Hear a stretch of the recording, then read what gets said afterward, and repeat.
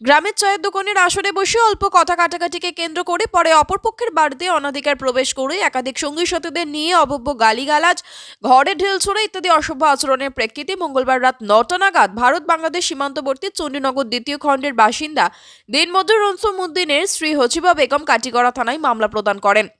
একই গ্রামের পাশের বাড়ির মৃত জাবান আলীর পুত্র ফরিজ উদ্দিন সহ অন্যান্যদের অভিযুক্ত করে মামলা প্রদান করে হাসিবা বেগম গ্রামের বেশ কয়েকজন মুরব্বীগণকে সঙ্গে নিয়ে এসে জানান। স্থানীয় মুরব্বীগণের কথায় পাত্তা না দিয়ে অভিযুক্ত ফরিজ হাসিবার স্বামীর বিরুদ্ধে মামলা প্রদান করেছে।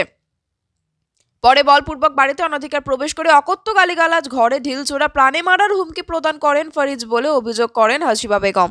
ফরিজ উদ্দিনে তার মানুষ দুইজন লইয়া আমার ঘর খুব বেশি গালাগালি করছে, ইটি করছে। আমি মনে করি খালি ফরিজ রে চিন পাইছি, আর দুজন লগে আছেন।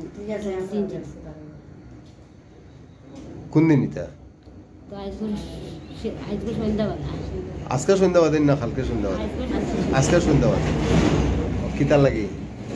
এটাও তো দোকানে কিতা মাতামাতি করছিলা খাইবো। আর তো তার লাগিয়া মনে করো নানি হে আইয়া কেস করছে। কেস করে দিয়া নানি আমার গালাগালি করছে দিয়া, আর আমি কেসিত আইমো করিয়া এর আগে হে কেস করে দিছে। আমারে মনে করো আমার গাঁও দেশের মানুষে আটকাইয়া রাখি লেছে, কেস করতে দিছে না।